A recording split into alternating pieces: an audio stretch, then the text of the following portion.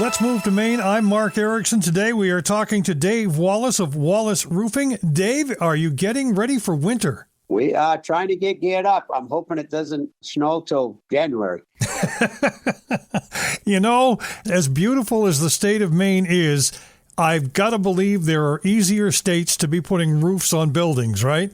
There is. I mean, Maine is a very nice state. Obviously, we've got all 4 seasons to deal with. What are some of the challenges that you face as we start to change seasons and move into colder weather and the very real possibility of snow? Well, we do work all winter, unfortunately, putting roofs on, but we try to get as many done as we can before snow flies. And then after that, we pretty much do roofs that absolutely have to get done in the wintertime. We try to avoid the bad weather, obviously.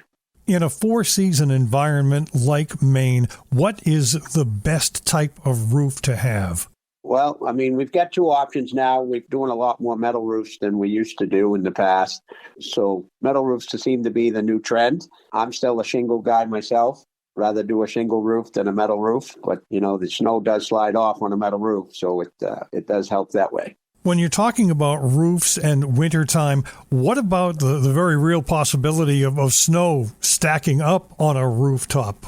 Most of the main roofs are designed to withstand snow loads. The problems arise when we get rain after we get a heavy storm, a heavy snowstorm. Most of the problems arise when during the day the snow melts and then it freezes back up at night. That's when people start to get ice backups and ice problems. That's when they may have to shovel their roof. What can be done to prevent ice dams and that sort of thing? Well, ice dams, obviously, you can keep the roof shoveled, but a lot of times homeowners will do more damage by going up and shoveling the roof than they will leaving it alone. So in our advice, if we don't have to shovel it, we don't want to shovel it. Talk about working in the wintertime, and because things will happen on occasion, and sometimes you just have to replace a roof or repair a roof, and it might happen in the wintertime. What are some of the things that you need to take into consideration when that happens? Well, we try to take a warmer day. If we can get a 40, 50-degree day, we certainly would much rather do it at that time. There is emergency situations that have to be done no matter what. A lot of times we could top it, buy some time, try to wait for a better day, but we do roofs all winter long. And how about during storms themselves? What should folks be on the lookout for? And if they know a storm is coming in, what should they be paying attention to on their roof? Well, long before wintertime, they need to make sure that all the debris, meaning leaves, tree branches, etc., are cleaned from the roof. So if you got a nice clean roof and then your gutters are all cleaned, you should be ready to go for winter. There's not too much preventive that you can do prior to a snowstorm. How long does a roof last, Dave? The average roof in Maine lasts about 20 years. The shingles now have a little longer warranty than they used to have, but the average roof in Maine lasts 20.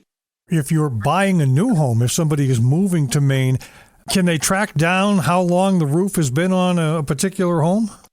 Most of the time, the homeowners that's selling the house knows how old the roof is. So, yes. And a lot of times they have documentation when they had the roof done, how many years ago, et cetera. If somebody is considering a move to Maine and they've already got a piece of real estate in mind, do you offer a sort of a roof checkup? We do offer that checkup, Mark. By the time I get called, usually the homeowner or the seller or the real estate agent already knows that it needs a new roof. So by the time they get called, they're looking for an estimate at that point. What are some of the things that you find when you're doing some of these inspections? What's like a worst case scenario on a Maine roof? Well, worst case scenario is the shingles are very brittle. They're all curled up, streaks. I mean, sometimes you drive in the driveway and it's very obvious they need a roof. Other times, if the roof's 15 to 20 years old, you can't tell till you're right up there on the roof. The shingles are, of course, the part you see, or the steel, the metal is the part that you see. But roofs really have kind of layers to them, don't they? Yes. I mean, you've got flashing areas, you've got valleys, you've got, obviously chimneys, ridge vent, et cetera, like that. It's not just the shingles as you're driving in, correct? Talk a little bit about the flashing. Talk about the things that are around skylights and chimneys and other things on the rooftops that could be a point of failure for the roof. The whole thing is on those questions, Mark, the chimney, I tell people right now, if it's not leaking, leave it alone. There's not much preventive you can do. I mean, you can go up and put tar on, but if it's not necessary, I tell people leave it alone. If it's not leaking, leave it alone. Same with the skylights. If they're not leaking, leave them alone.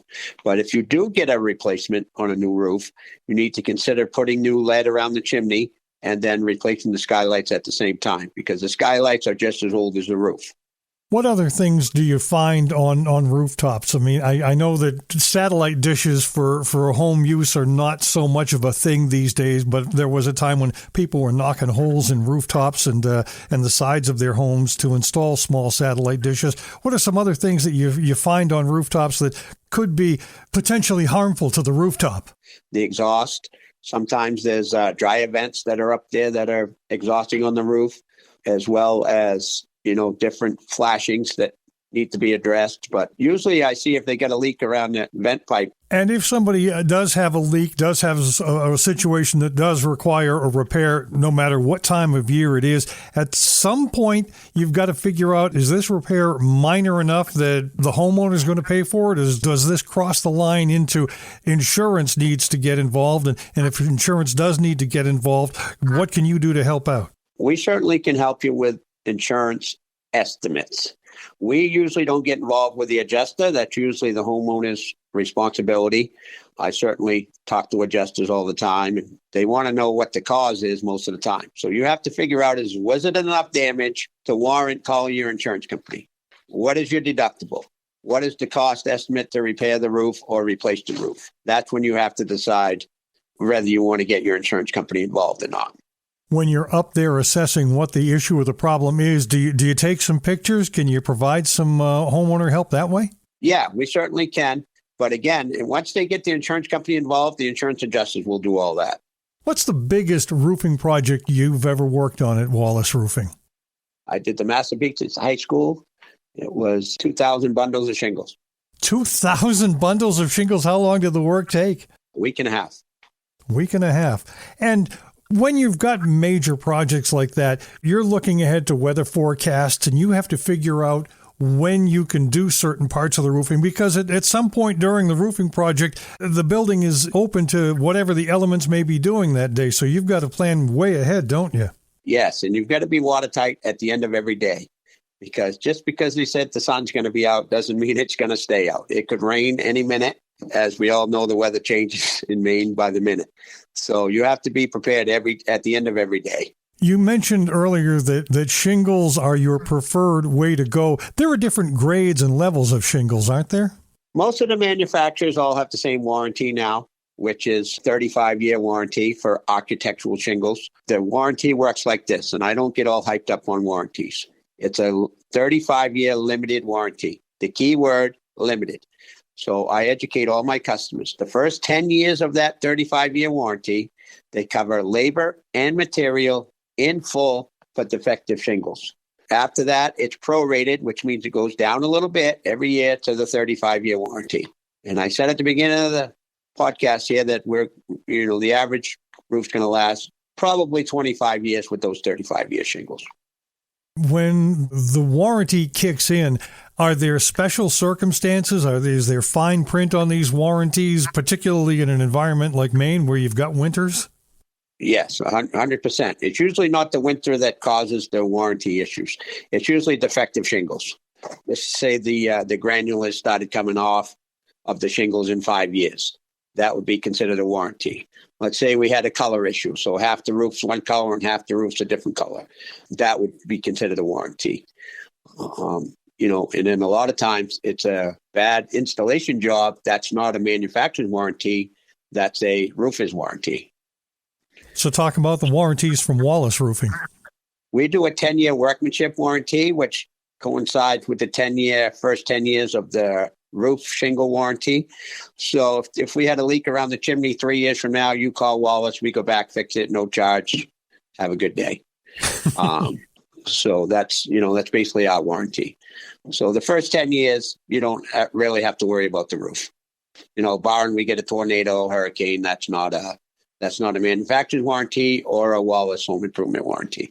That's when the whole act of God from the insurance company kicks in, right? Correct. What are the most common things you see for issues with folks and their rooftops, especially in the state of Maine? They try to go beyond the life expectancy of the shingles, then all of a sudden it's an emergency job when they could have prevented, maybe 2 or 3 years ago, done their roof sooner. So at that 20-year mark, whether I've got any issues with my roof or not, should I at least be thinking about replacing the roof?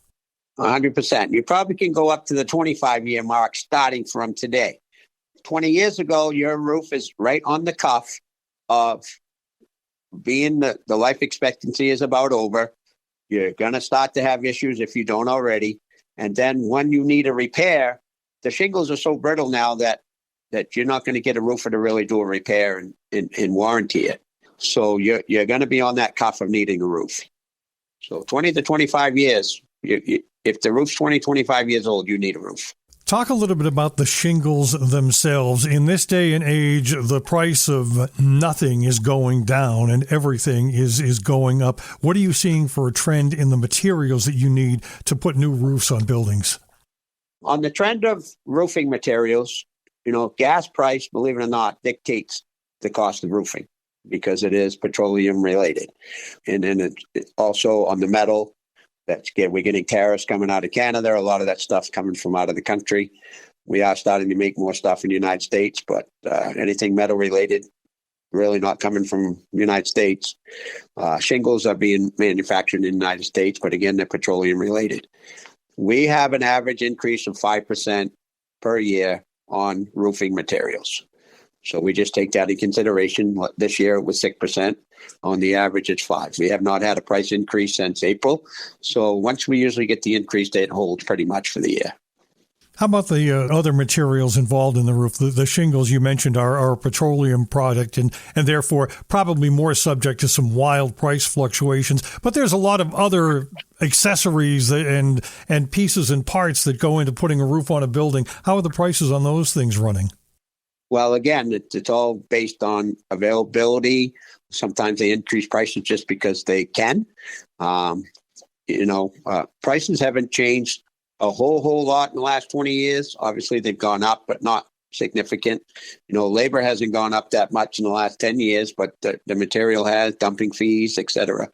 Those stuff all tie into the price cost of a roof job.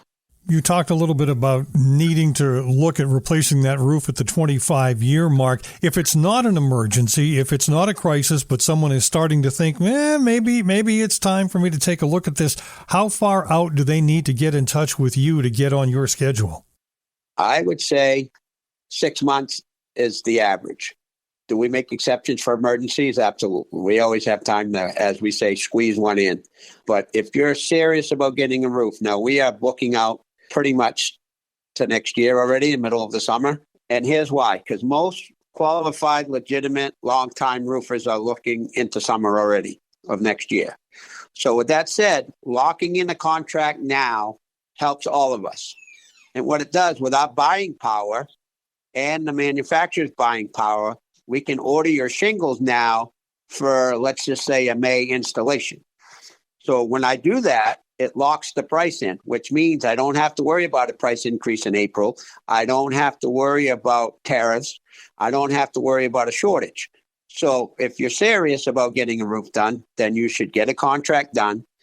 We as a company don't take any money down. So let's just say you said, I want to do my roof in April. We'll do your roof in April. Let's just say March 1st, you said, hey, I'm selling the house. I'm not doing the roof. There's no loss to either one of us. Yeah, I've ordered some shingles, but I haven't paid for them yet. So there's no loss to anybody. So I tell people very carefully, get a contract. Don't give anybody any money down till you get very close to getting your roof done. And by ordering that in advance, you've perhaps saved money on a possible increase, and you'll store that material until it's time to use it? Correct. Well, the manufacturer will work with me to store it as well. So what I'm doing, I'm committing the purchase. They're holding it, or they're setting up their delivery for March and say, okay, Wallace already bought this, and this. So we're already locked in, and we're going to beat the price. If I know I've got all these roofs in April, May, I'm going to buy the shingles in March before the price increase. But what we do is we're locking it in for everybody. But I don't want people giving money down. We don't take money down till the job's done anyway. But don't give guys money down, especially now. And then they're not going to do the roof till April. you may or may not see them. So if you called me today, I would do everything I could to talk you into doing a roof next year. The state of Maine is a surprisingly large state as far as land area goes. What's the service area that Wallace Roofing maintains? We're primarily from Augusta south to Kittery, and then we go as far as Wiscasset north and then pretty much inland. So we stay primarily southern Maine. Dave Wallace, Wallace Roofing, online at wallaceroofingmaine.com, wallaceroofingmaine.com. As always, we thank you for spending time with us and letting us in on a little bit of your knowledge, skills, and ability with roofing in Maine. All right. Thank you very much, Mark. I appreciate it. Anybody moving to Maine, please give us a shout. For Let's Move to Maine, I'm Mark Erickson.